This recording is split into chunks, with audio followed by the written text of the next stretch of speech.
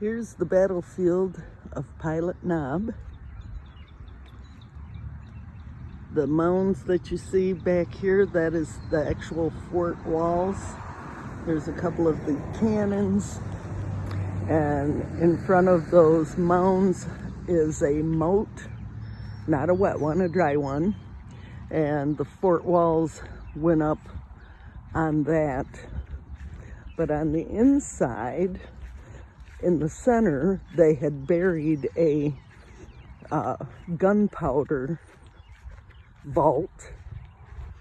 It was underground, and when they evacuated the fort after several battles, armies were trying to get in, they blew up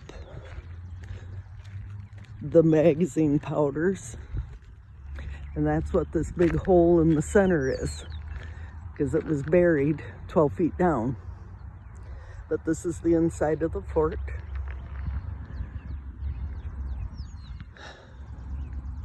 1,200 men died during the engagements.